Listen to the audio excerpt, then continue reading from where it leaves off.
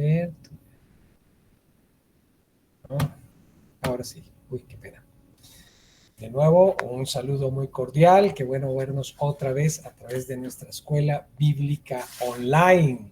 Espero que estén teniendo un tiempo bien edificante. Ya estamos en la última clase del mes de mayo y no nos queda mucho. Tendremos, por supuesto, un receso para que el segundo semestre tengamos también la posibilidad de entrar en otros temas. Entonces, estemos muy pendientes de ello. Ya a través del grupo de WhatsApp estaremos anunciando el periodo de receso y la retoma de nuestras clases.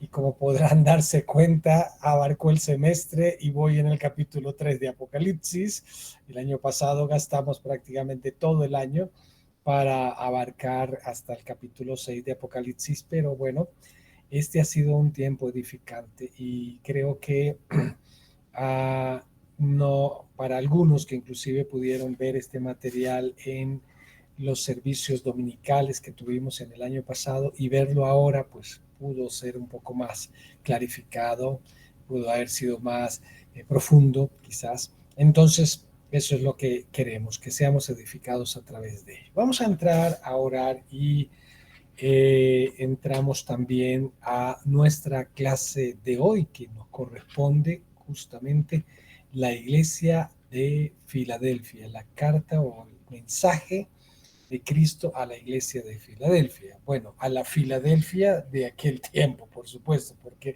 hay muchas congregaciones en nuestro tiempo que se llaman Filadelfia, inclusive la que yo pastoreo y a la misión a la que pertenecemos, pero vamos a ver esta carta y seguramente va a ser muy inspirador, porque es una carta muy preciosa. Vamos a orar.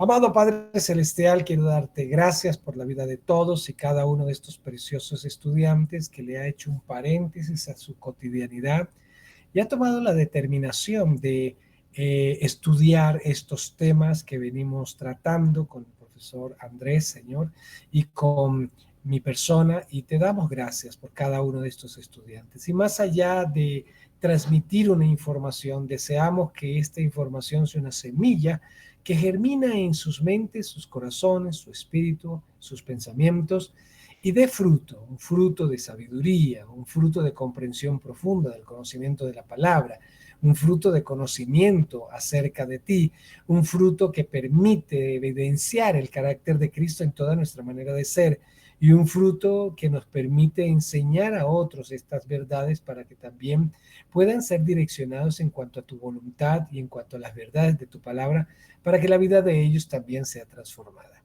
Toma, Señor, lo que nos distrae, lo que nos preocupa, lo que nos afana, lo que nos entristece, lo que nos enoja. Toma control absolutamente de estos aspectos para que en esta noche el terreno de nuestro corazón sea un terreno propicio para recibir la semilla de tu palabra y esta dé mucho fruto en nuestras propias vidas. Así oramos en el precioso nombre de Jesús. Amén y amén.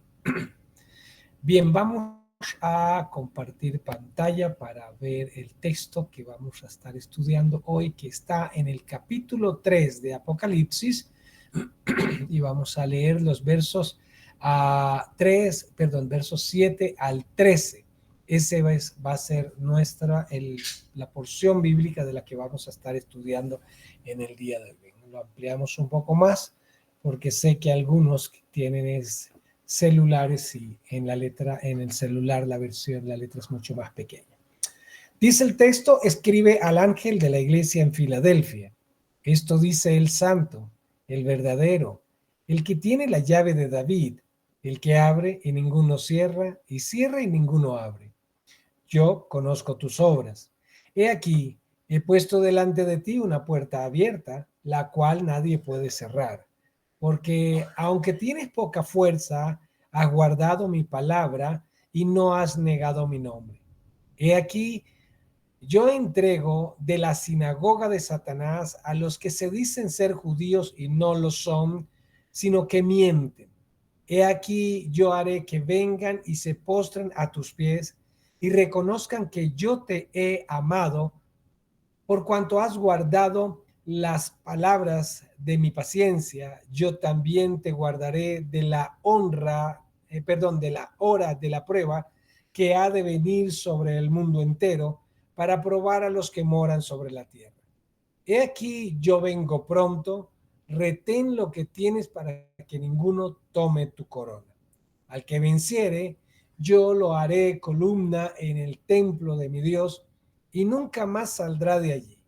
Y escribiré sobre él el nombre de mi Dios y el nombre de la ciudad de mi Dios, la nueva Jerusalén, la cual desciende del cielo de mi Dios, y mi nombre nuevo. El que tiene oído, oiga lo que el Espíritu dice a las iglesias. Así que vamos a empezar a observar cada aspecto de este texto y podemos observar que la estructura, como hemos visto en el mensaje a las otras iglesias, es prácticamente la misma. Hay un destinatario, hay un remitente, hay unas fortalezas, hay unas debilidades, hay una exhortación, hay unas promesas, hay una advertencia. Esos son básicamente los componentes generales, que de pronto en alguna de los mensajes hay otros componentes, como en el caso de esta iglesia que vamos a observar, que tal vez no se verían reflejados en las otras iglesias. Esta es la iglesia de Filadelfia. Dice, escribe al ángel de la iglesia Filadelfia, al pastor, a quien está al frente, y se le escribe porque no solamente él tiene que leer la carta y entender que él tiene una enorme responsabilidad en prestar atención al mensaje, sino que a través de él la carta debe ser leída, transmitida, enseñada a los integrantes de toda la iglesia que está allí en Filadelfia. Y no solamente a esta iglesia, sino que las cartas habrían de ser distribuidas por todas las demás iglesias.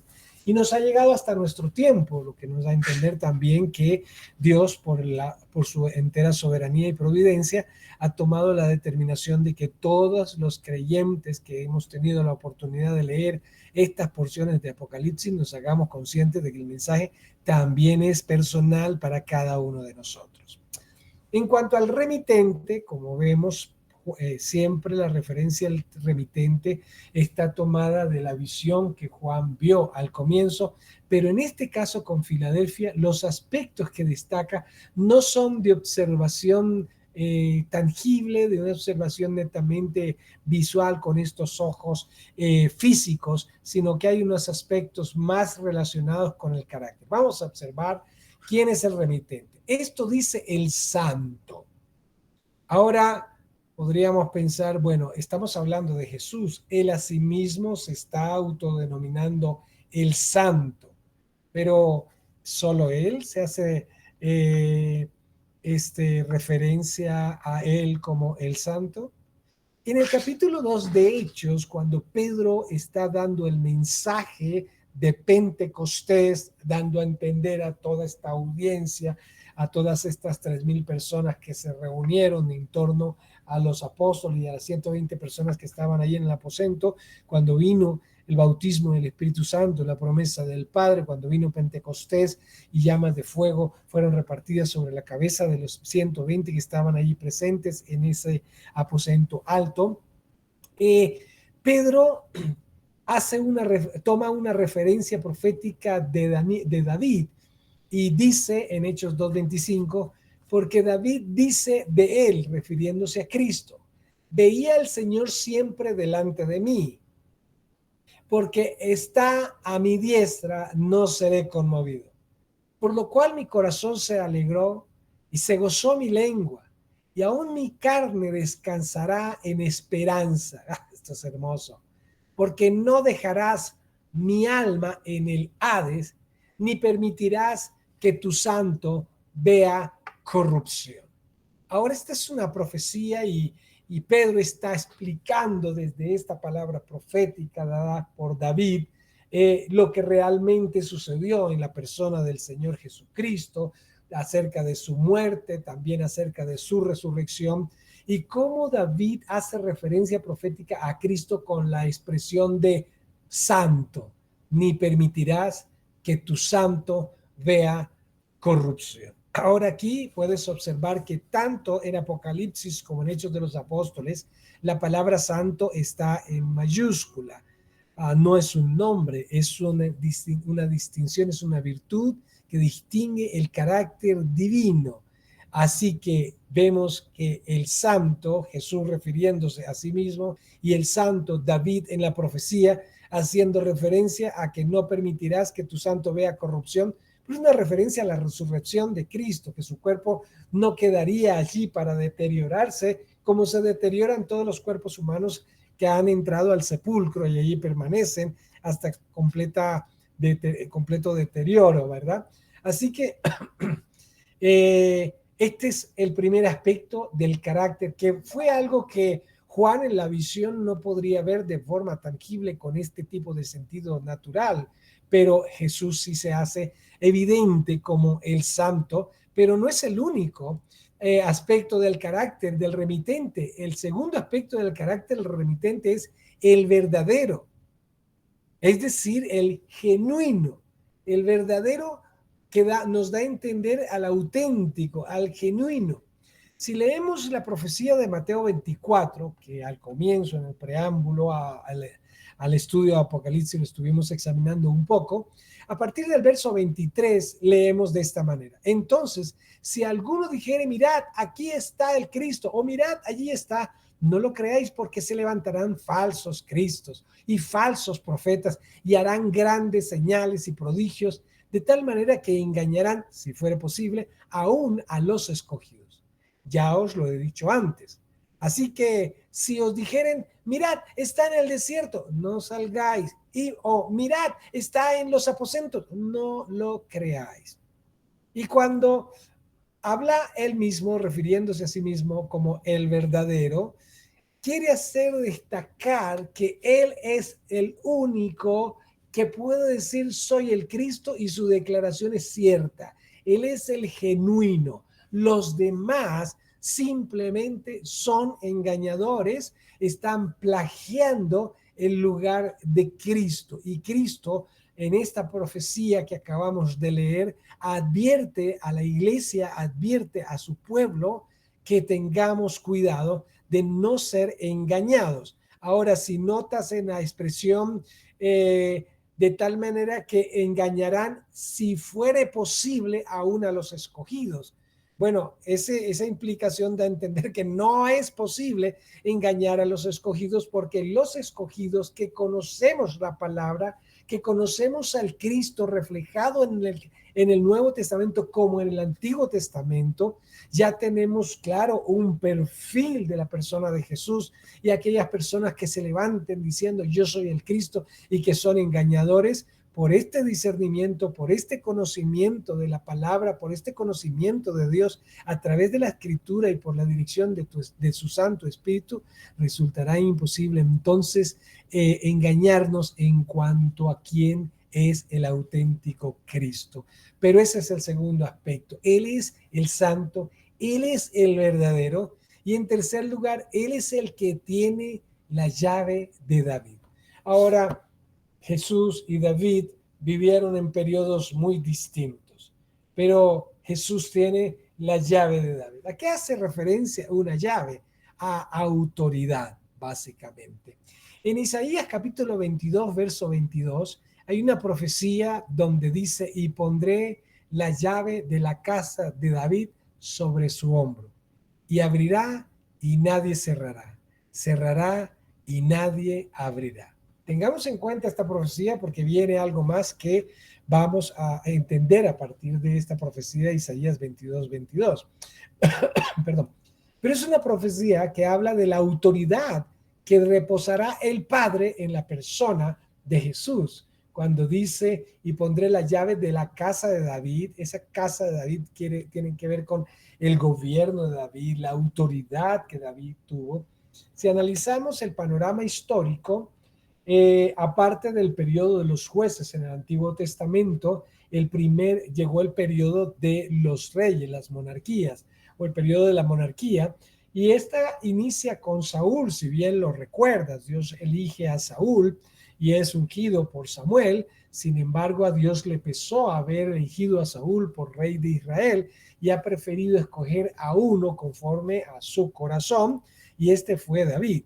Y David ha llegado a alcanzar no solamente un altísimo nivel de prosperidad económica en el reino, sino que también ha llegado a abarcar la mayor extensión que un rey en Israel haya podido alcanzar respecto a la geografía de su tiempo. Pero también alcanzó un nivel espiritual muy, muy sublime porque le dio una reforma muy grande a lo que era el tabernáculo de Moisés, implementando adoración, implementando instrumentos, implementando coros, implementando danza, palmas, panderos, instrumentos. Hizo una reforma impresionante y podemos ver que David, que no era sacerdote, ¿sí? Porque pertenecía a la tribu de Judá, mientras que Saúl pertenecía a la tribu de Benjamín, Saúl, pero en la tribu de Judá descansaba la profecía de la autoridad y del gobierno de Israel.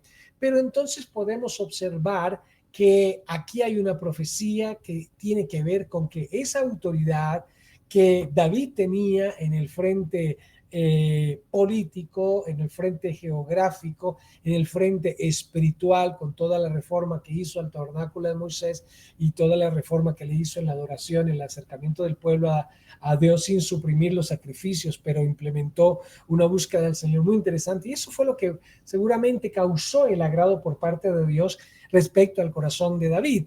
Y así este nivel de autoridad que David descansa, que tiene David, es y que Dios le delegó a David, es lo que llamamos la llave de David, que en la persona de Jesús también tiene esa magnitud. Jesús viene a tener un gobierno que agrada al Padre, que es conforme al carácter de Padre, que viene a gobernar sobre todas las naciones y que por supuesto, sí, restaurará el tabernáculo de David en donde todas las naciones doblarán su rodilla y proclamarán que Jesucristo es el Señor, pero lo harán para la gloria del Padre. Y esto es lo maravilloso. Así que Jesús se define en estos tres aspectos que ya hemos visto y uno más, el santo, el verdadero, el que tiene la llave de David, el que abre y ninguno cierra y cierra y ninguno abre. Te dije que tuvieras en cuenta la profecía de Isaías porque es justamente esa palabra.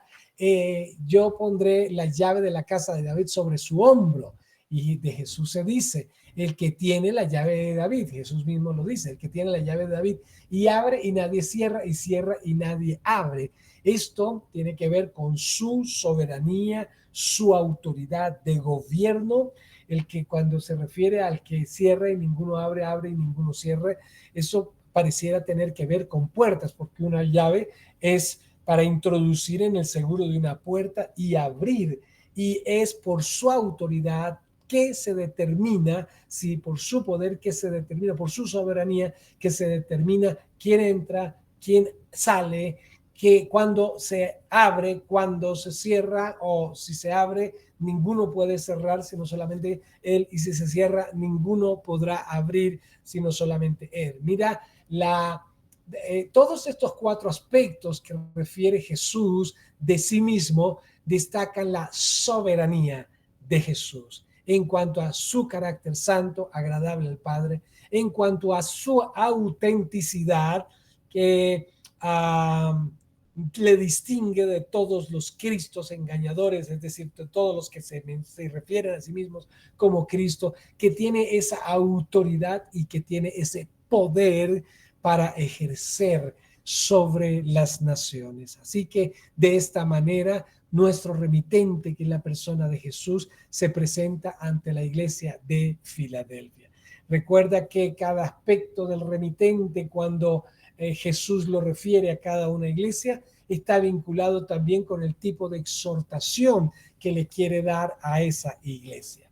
Vamos a pasar ahora a el tercer aspecto que tiene que ver con el fruto. Y aquí vemos cómo en las otras iglesias también refiere: yo conozco tus obras, y hace evidente que él conoce todo el fruto del trabajo.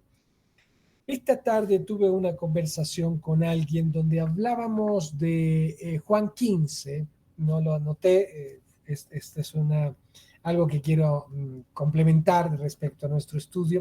Juan 15 habla de la vid verdadera y dice Jesús: yo soy la vid verdadera, mi Padre es el labrador, vosotros sois los pámpanos. Todo pámpano que en mí lleva fruto, lo limpiará para que lleve más fruto, y todo aquel que no lleva fruto, lo quitará y será cortado y será echado en el fuego.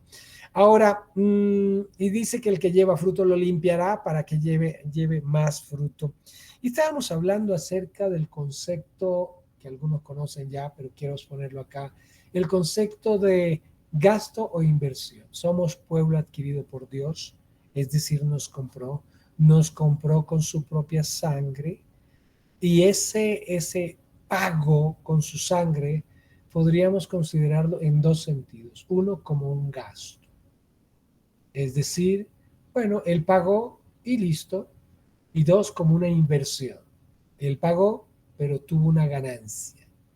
¿Cuál es la ganancia que Dios está recibiendo como resultado de su obra en la cruz, de habernos adquirido, de haber pagado por nuestra libertad? Quizás podamos representar a algunos como aquel hombre rico que compra un esclavo, y este esclavo lo lleva a su casa, pero este sinvergüenza esclavo solo duerme, come, no sirve, no da fruto, no trabaja, no hay obras en él. Eso pareciera que ese pago en la cruz fuera meramente un gasto. Pero si miramos a un esclavo que es comprado y está agradecido porque sabe que tiene un buen amo, le sirve, le honra, y el amo tiene una ganancia por esto, podríamos considerar que eso que el amo pagó es una inversión. Esto me lleva a preguntarte, en tu vida, ¿Dios qué ha ganado? ¿Ha ganado alguna obra? No hablo de estas obras de las que Jesús refiere a todas las iglesias: yo conozco tus obras. No hace referencia a las obras personales de nuestro egoísta carácter. Hace referencia a las obras que han sido preparadas, según dice el apóstol Juan en Efesios 2:10, las obras que han sido preparadas de antemano para que anduviésemos en ellas. Es decir, Dios no solamente nos ha creado con un propósito, sino que nos ha redimido para que se pueda cumplir ese propósito diseñado por Dios para nosotros.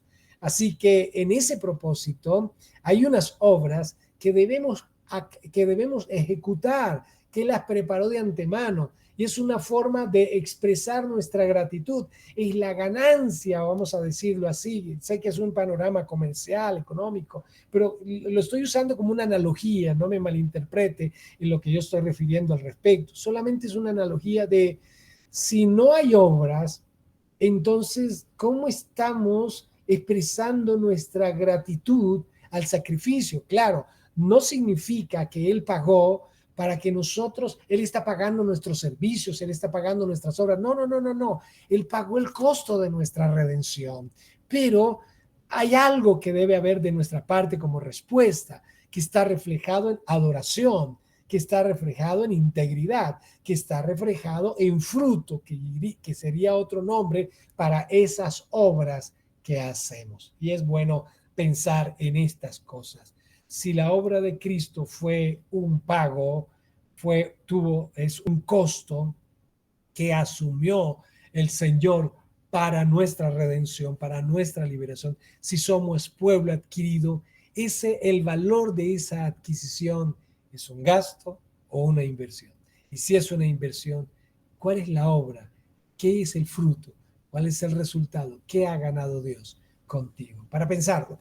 En el cuarto aspecto vamos a hablar acerca del privilegio, cosa que no encontramos en otras de los mensajes a las otras iglesias.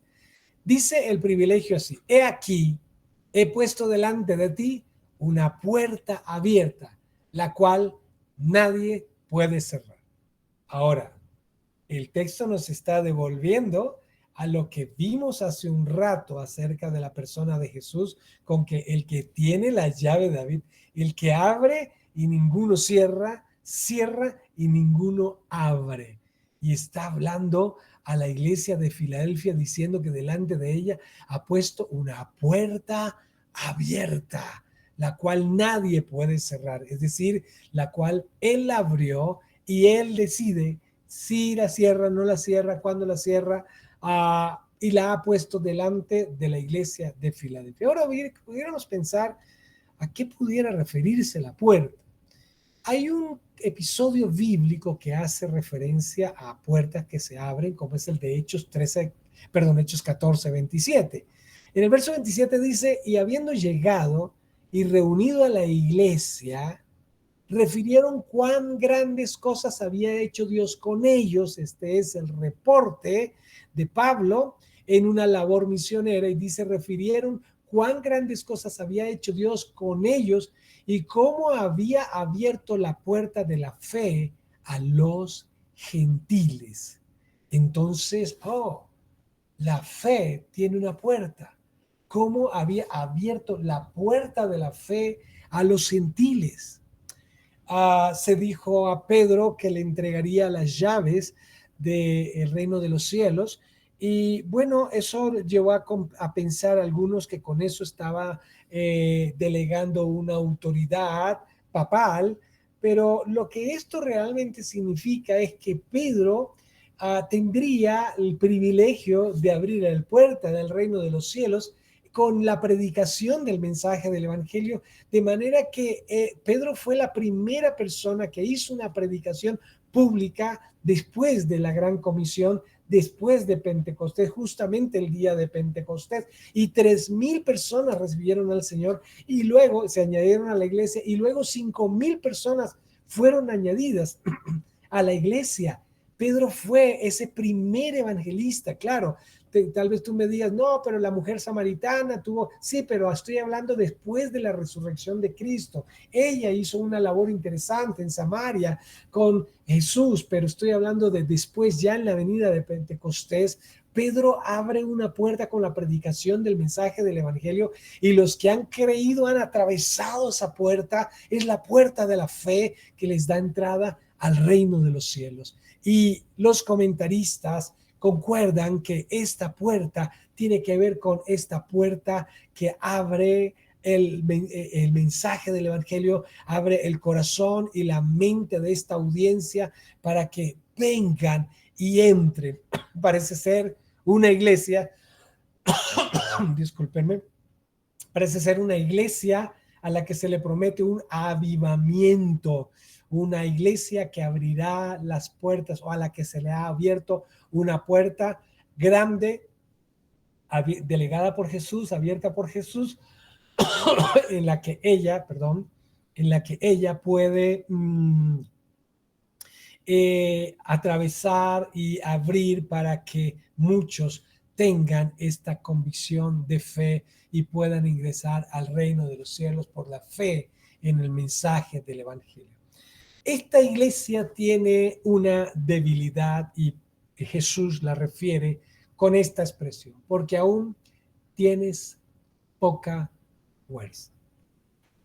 Mira que este por qué hace referencia a lo que viene atrás, ¿sí? Que es, he aquí, he puesto delante de ti una puerta abierta, la cual nadie puede cerrar, y ahí no hay un punto, sino un punto y coma, para luego decir, porque aún tienes poca fuerza. Pareciera que Filadelfia es una iglesia cuyo impacto evangelístico no había sido quizás muy grande y cuyo membresía quizás no es muy numerosa, quizás no ha tenido un gran impacto, tal vez es ignorada, tiene poca fuerza probablemente en términos de el impacto en los que lo rodean no creyentes, tal vez por lo poco numerosa seguramente. Pero el que abrió la puerta, sí, la abrió, es decir, el Mesías abrió la puerta, puso delante de él una puerta abierta que nadie puede cerrar por esta razón, por la poca fuerza. Y me llama mucho la atención porque es muy esperanzador esta promesa que tiene que ver con, bueno, hemos trabajado arduamente, hemos querido agradar al corazón de Dios, pero pareciera que los frutos no son muy numerosos. no son grandes y hemos trabajado con tanto ahínco que uno pensaría que con todo ese esfuerzo el fruto debería ser mucho más grande, ¿sí? Pero viene esta promesa de la puerta abierta puesta delante de la iglesia de Filadelfia y la razón por la que abre la puerta: tienes poca fuerza. Y esta puerta también podría implicar esa unción poderosa del Espíritu Santo que dota a la iglesia para que puedan ejercer su misión, su labor misionera, su labor apostólica, su labor evangelizadora con mucha mayor efectividad. Ahora, no son los predicadores y los evangelistas los que convencen a las personas. Jesús enseñó que es el Espíritu Santo el que da convicción de pecado a las personas. Y es por eso que yo creo, entonces, por esto que estamos leyendo, que esta referencia a la puerta abierta, porque aunque tienes poca fuerza, hace referencia en cuanto a un avivamiento para la iglesia. Así que habrá una puerta donde el fluir del Espíritu Santo se ha de manifestar a través de la iglesia, y hay una dinámica bilateral a través de la iglesia, la manifestación del Espíritu Santo con prodigios, con señales, con la unción del Espíritu Santo, con la autoridad de la palabra. Entonces el Espíritu opera en aquellos que no han conocido y viene la convicción de pecado, hay arrepentimiento, decisión de fe, vienen a Cristo, se involucran en la iglesia, porque quien viene a Cristo es bautizado en el cuerpo, que es la iglesia, ¿sí? Es lo que Pablo dice en el capítulo 12 de 1 de Corintios: si somos bautizados en un cuerpo, se refiere a la iglesia. Entonces ahora la iglesia recibe, a través de esa puerta abierta, recibe la nueva membresía para pastorearla, para desarrollar el carácter de Cristo en ella, para fundamentarla en la fe, para afirmarla en la doctrina saludable, para equiparla y para que continúe la labor. Esa es la promesa a la iglesia Filadelfia, una promesa a una iglesia que parece tener, bueno, Jesús lo dice, tienes poca fuerza, no parece tener, tiene poca fuerza. En Lucas 12:32 leemos: no temáis, manada pequeña, porque vuestro Padre le ha placido daros el reino. Esto concuerda mucho con lo que estamos hablando cuando dice tiene poca fuerza, pero en Lucas hace esta expresión manada pequeña. Conocí una congregación muy linda, un pastor muy, muy especial, que su congregación le llamó manada pequeña, tomando el nombre de esta porción bíblica. Era una congregación poco numerosa, pero era una congregación preciosa, de una gran influencia en la ciudad. Y yo creo que también podemos encontrar congregaciones pequeñas que parecen tener poca fuerza, pero frente a las cuales Dios ha abierto una puerta, y esta puerta permite que las manifestaciones del poder de Dios en la persona del Espíritu Santo se hagan evidentes, y que también el mensaje del Evangelio pueda llegar a muchos y estos poder entrar al reino por la fe en Cristo. Tenía entonces esta debilidad, pero también tenía fortalezas, y menciona básicamente dos. En primer lugar, has guardado mi palabra. Recuerda que guardar la palabra no es comprar una Biblia y guardarla en la biblioteca y decirle a Dios: yo he guardado tu palabra porque la tengo guardada en mi biblioteca. Bueno, yo sé que estoy hablando irónicamente, pero es así como algunos piensan que se guarda la palabra, o que solamente leerla es guardarla. No, guardar no implica leer solamente. Claro que implica leer, pero bueno, algunas personas no saben leer, entonces han escuchado, entonces implica leer, implica oír, pero sobre todo guardarla implica vivirla, hacerla parte de nuestra forma de pensar, de sentir, de actuar, que sea el principio rector de toda nuestra conducta como cristianos, seguidores de Cristo. Así que has guardado mi palabra y no has negado mi nombre. Y esto es más comprensible cuando entendemos el contexto de persecución que sufre, así como pasó con las otras iglesias que ya hemos estudiado. La iglesia de Filadelfia también tiene esta condición. Recuerda que en el tiempo en que Apocalipsis es escrito hay una gran persecución, y no una persecución que haya durado quizás un par de meses, es una persecución que ha durado años. Si tú lees no solamente los escritos en el Nuevo Testamento, donde cómo persiguen a los apóstoles, luego cómo persiguen a Pablo, a Timoteo, a otros personajes bíblicos, y luego empezamos a leer a los testimonios de creyentes en el segundo siglo de la era cristiana, y podemos observar que también hay persecución, y luego viene el tercer siglo, la misma cosa, luego viene el cuarto siglo, pero ya hay unas modificaciones porque el Imperio Romano ya empieza a ser más abierto en el mensaje del Evangelio, pero ahora lo impone el cristianismo, y pues tampoco esa es la idea, pero bueno, viene Constantino e impone las cosas, pero pareciera que ahí termina el periodo de la persecución. Estamos hablando, como ya vimos en el primer capítulo y en los preámbulos de Apocalipsis, que estamos alrededor del año 90 después de Cristo, y las iglesias cristianas están en ese contexto de persecución. Y cuando se refiere a no has negado mi fe, es porque esta es una iglesia que permanece fiel a Cristo a pesar del sufrimiento. En nuestra era moderna a veces evaluamos el sufrimiento como algo malo, por eso estamos estudiando este tema de por qué sufrimos con nuestro maestro Andrés Torres, porque tenemos un errado sentido del sufrimiento, y hay algunas personas que se enojan con Dios porque sienten que Dios les permitió sufrimiento, no entienden, no comprenden el sentido del sufrimiento en personas de fe.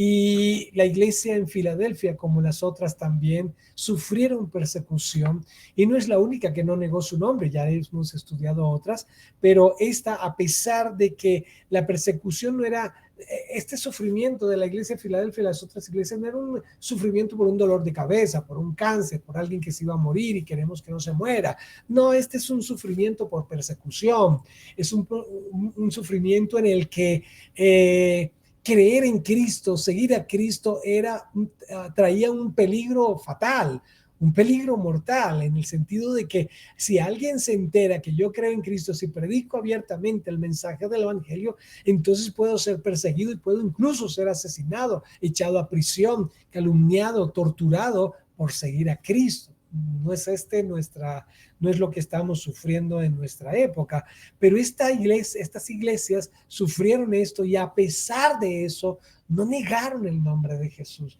no aceptaron renunciar al nombre de Jesús, porque parte de la persecución consistía en capturarlos, torturarlos infligiéndoles dolor físico o dolor psicológico cuando les amenazaban a miembros de su familia. Si a ti te capturan y te dicen, bueno, renuncias a ese nombre, dejas de predicar ese nombre, niegas el nombre de Jesús, o te matamos tu hijito, o te matamos a tu esposa, o buscamos a tu familia y los descuartizamos, pues claro, esa es una persecución psicológica sumamente fuerte, y aún así no negaron la fe. Esto es una fe muy sólida. Hay algunos que por un dolor de muela, porque se murió un ser querido y Dios no respondió como queríamos, entonces negamos la fe, negamos su nombre, renunciamos a la fe. Así de frágiles somos. Estos tenían una fe de verdad muy inspiradora, que es digna de ser imitada. Luego viene la honra. A esta iglesia se le dice, he aquí, yo entrego en la sinagoga de Satanás a los que dicen ser judíos y no lo son, sino que mienten. Y esto ya lo estudiamos en otra iglesia, cuando nos referíamos a estos judíos que les convenía denunciar a la iglesia para la simpatía de los romanos, ¿sí? Y porque como el judaísmo no era el que estaba siendo perseguido, sino los cristianos, entonces aprovechaban esa coyuntura para encontrar simpatía de los romanos denunciando a los cristianos. Pero luego dice, y aquí yo haré que vengan y se postren a tus pies y reconozcan que yo te he amado. Fantástico. En la actualidad, muchos judíos que pues obviamente pueden creer en Cristo porque Cristo es un personaje histórico que dejó huella en la historia, nadie puede negar eso, y quien lo niegue definitivamente es un ignorante del conocimiento de la historia, ni siquiera por temas religiosos, sino por temas históricos. Pero, perdón, Cuando dice Jesús, haré que vengan y se postren a tus pies, muchos judíos sabemos que no simpatizan, los cristianos no ven a Jesús como el Mesías, puede que acepten que es un personaje, que puede ser profético, etcétera, pero no lo aceptan como el Mesías, no lo aceptan como el Redentor, porque están esperando todavía al Mesías, porque ellos no esperaban nunca el Mesías como sufriente, y pasan por alto Isaías 53. Ellos esperan al Mesías reinante como también nosotros hoy lo estamos esperando, pero ellos no vieron al Mesías, no asimilaron al Mesías como el Mesías que debía sufrir para liberarnos de nuestros pecados, y por lo tanto entonces ven a la iglesia como un rival, ven a la iglesia como una secta. Mira lo que pasa, por ejemplo, en Hechos 24, 1 al 5. Dice, 5 días después descendió el sumo sacerdote Ananías con algunos de los ancianos a un cierto orador llamado Tértulo, y comparecieron ante el gobernador contra el apóstol Pablo. Y cuando éste fue llamado, Tértulo comenzó a acusarle diciendo, como debido, como debido a ti gozamos de gran paz y muchas cosas son bien gobernadas en el pueblo con tu prudencia. ¿No le suena como un poquito de echar cepillo? Bueno, nota eso. Oh, excelentísimo Félix, lo recibimos en todo tiempo y en todo lugar con toda gratitud. Pero por no molestar más largamente, te ruego que nos oigas brevemente conforme a tu equidad, porque hemos hallado que este hombre es una plaga. Hablando del apóstol Pablo, es un líder orador judío. Se está dirigiendo a Félix, ¿sí? Un gobernante romano. Porque hemos hallado que este hombre es una plaga y promotor de sediciones entre los judíos por todo el mundo y cabecilla de la secta de los nazarenos, es decir, los seguidores de Jesús de Nazaret.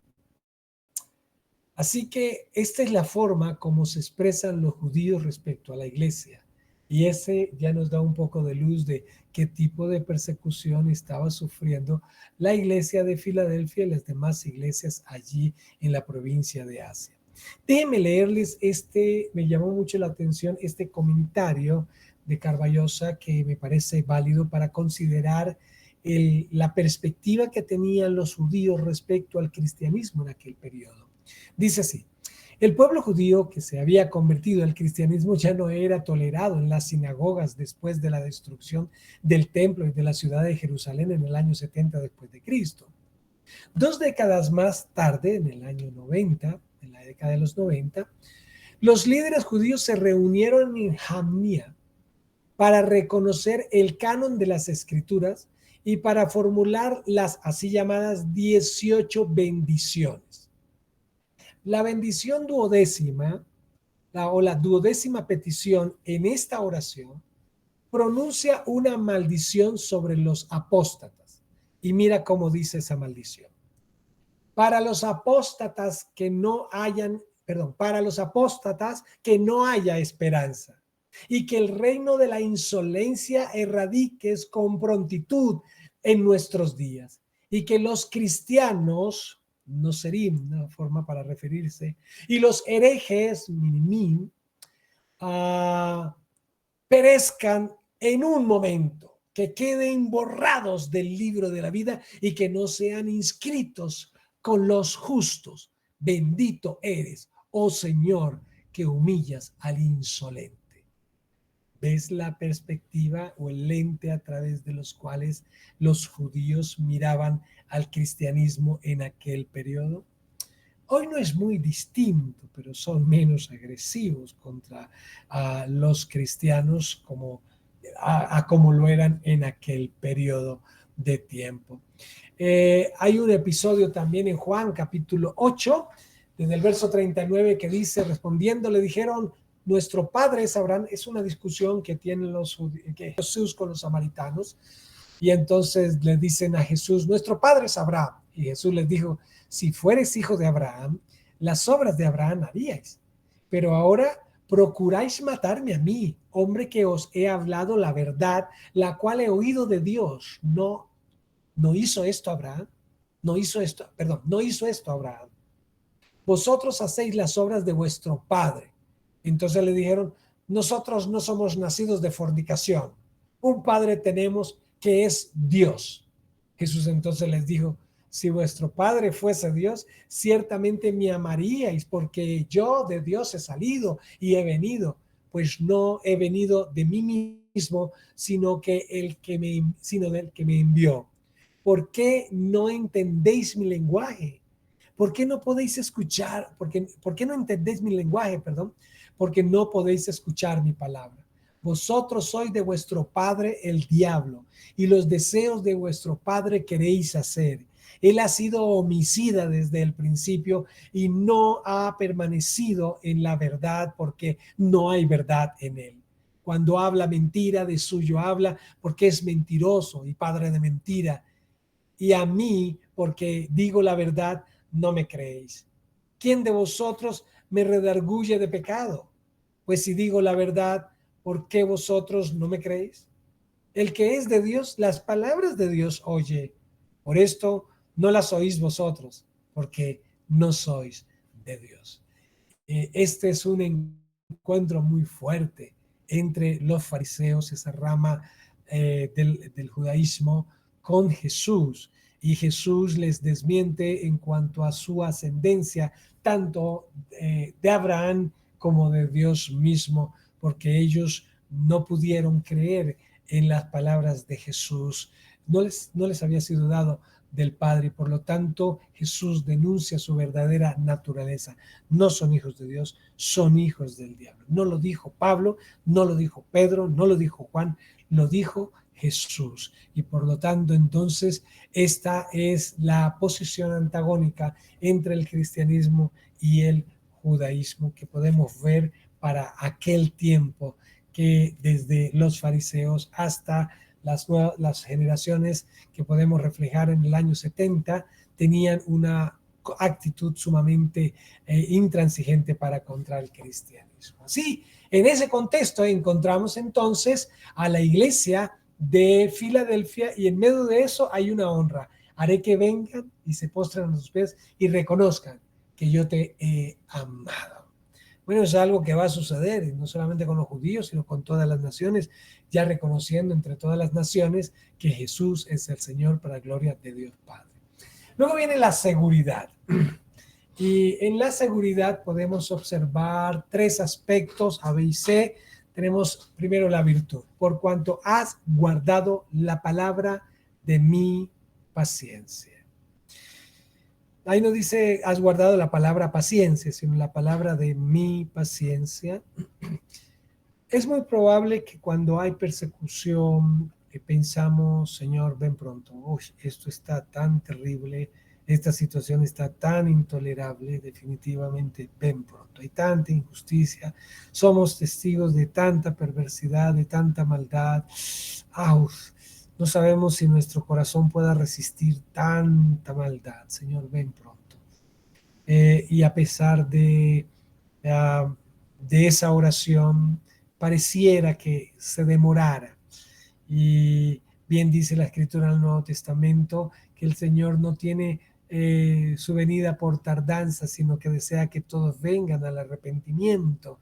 Bueno, ya han pasado 2000 años y esa es la palabra de su paciencia. Sigue la palabra predicándose, enseñándose, transformando vidas y manteniendo la paciencia de tanta injusticia y de tanta maldad hasta que se completen los tiempos establecidos por Dios para su venida.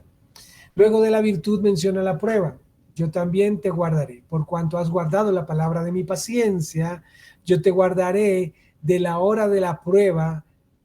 Pero espérate un momentico, ¿cómo me vas a guardar en la hora de la prueba si estoy pasando por prueba? Bueno, yo te guardaré de la hora de la prueba que ha de venir sobre el mundo entero. Espérate, esta es otra clase de prueba. Sí, esta es otra forma de referirse a la tribulación. Viene una tribulación sobre el mundo entero, no es una tribulación sobre Israel, sobre Jerusalén, sino sobre el mundo entero. Algunos confunden la gran tribulación como los acontecimientos de los años 70, pero es que esto solo sucedió en torno a Jerusalén y sus alrededores, en las provincias de Judea, de Galilea, de Samaria, pero no se dio en el mundo entero. Esto es lo que distingue los acontecimientos del año 70 y la gran tribulación. Así que te guardaré de la hora de la prueba que ha de venir al mundo entero. Una promesa que nos debe dar alivio porque el Señor, por haber guardado nosotros la palabra de su paciencia, que a pesar de la persecución, que a pesar del dolor, que a pesar del sufrimiento, mantenemos lealtad, no negamos su palabra, guardamos su palabra, no negamos su nombre, nos mantenemos firmes, entonces no pasaremos de la hora, no nos guardará, perdón, de la hora de la prueba que ha de venir sobre el mundo entero. Y viene, bueno, ya se me ha ido el tiempo. El tercer aspecto de la seguridad tiene que ver con el propósito. ¿Para qué es esta prueba que sobre el mundo entero? Para probar a los que moran no sobre Jerusalén, no sobre Israel, sino sobre la tierra. Esta tribulación es una prueba que va a ser con un propósito, probar el corazón de los que moran sobre la tierra, impíos, a algunos místicos religiosos seguramente, pero no será una evaluación para la iglesia, será una prueba para los que moran en la tierra, pero que no forman parte que no han guardado la palabra de su paciencia, ni han conservado fidelidad a sus promesas. Hasta aquí entonces nuestra clase de hoy.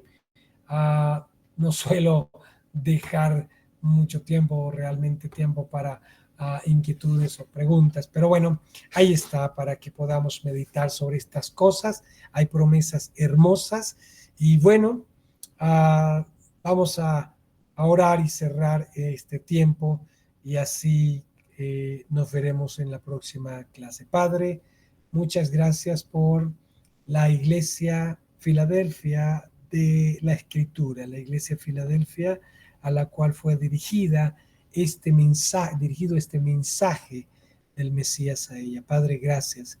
Y queremos ser una iglesia como ella, que a pesar del sufrimiento, que a pesar de la poca fuerza, damos fruto y guardamos la palabra y permanecemos fieles, Señor.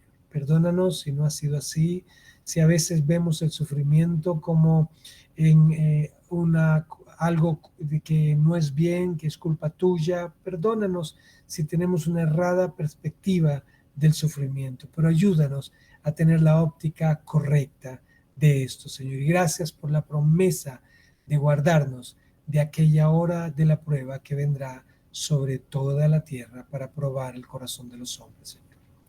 Bendigo a cada uno de estos amados estudiantes, guárdales de todo mal, que tengan un resto de semana precioso, bendecido, lleno de gozo y de sabiduría en todas sus actividades, y que el domingo allí los que pertenecemos a Filadelfia Cristo Soberano podamos estar disfrutando de este tiempo de oración y alabanza, de comunión